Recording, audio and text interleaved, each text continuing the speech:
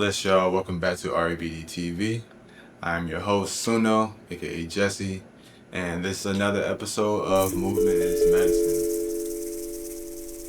Today we'll be talking about Feng Shui and what Feng Shui is and how we'll be able to apply those things in our day-to-day life. And right now,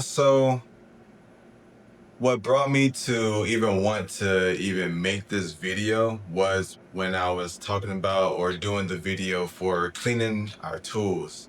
I was in the middle of cleaning my keyboard and just I had to take a moment of appreciation because I didn't realize like how long it's been since I even did that.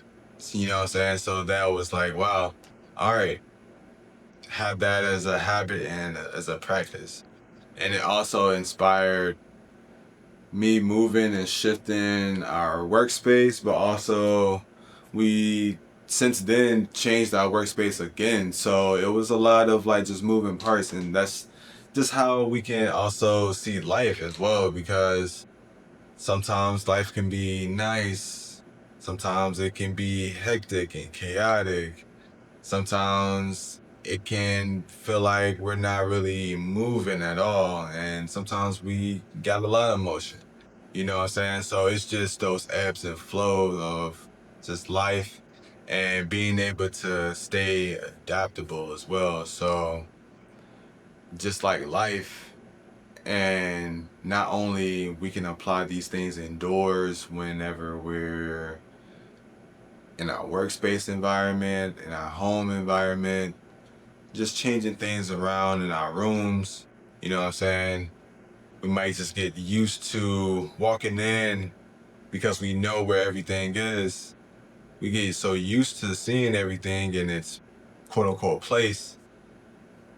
It's nice to also kind of, in a way, it's exercising our mind too by just either thinking about it and also flowing with the changing of our environment when it comes to home space and living environment, workspace, or just wherever we're looking to create change and stuff like that. It's something that like I've been aware of feng shui for a couple years now, and it's like it's something that I love, things that can be applied in multiple areas in life. Just like I like to do things that complements multiple areas in my life. You know what I'm saying? In my mind, I think of it as like bank terms. So whenever we're working out and stuff like that, you might hear somebody say, yeah, that's good money. Or, all right, you gotta make those deposits, you know what I'm saying? Put those deposits in, put that pain in, put that effort in. And effort can be in so many shapes and forms, but putting that effort into seeing our goal and fruition and things like that. So when I often think about it in terms of feng shui, I think about it in terms of like, wow, you got this flow, you're doing the ebb and flow and things like that. So that brings me back to the point of what I was saying with the bank terms of good money and just compound interest.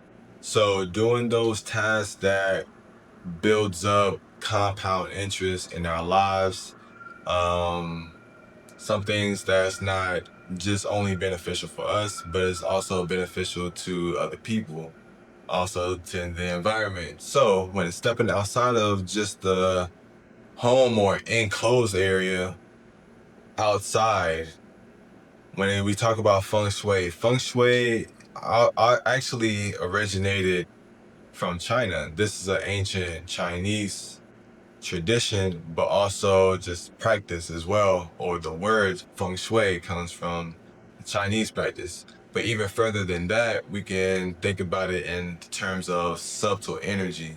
And subtle energy it can be called so many things. It could be prana, chi, it can be ki,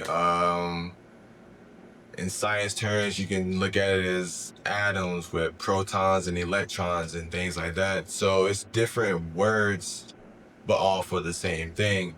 And when we're related to outside, I'm not sure if some of y'all heard of the saying to leave no trace, especially when it goes into camping, not to leave our trash, anything like laying around that we brought in, make sure that we leave no traces of those things.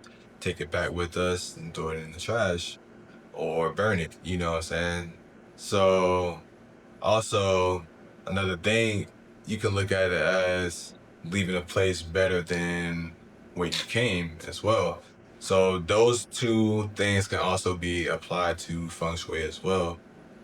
And that just brings me to the conclusion of just looking into our own space and seeing those things, how we relate to others, but also our outside environment, and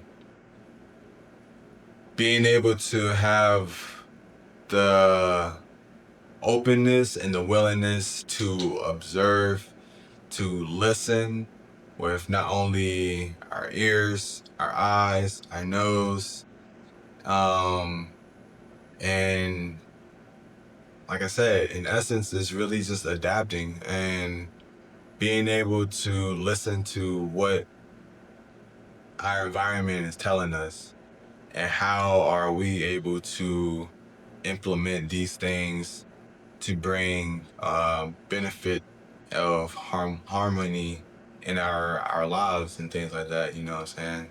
So excuse me.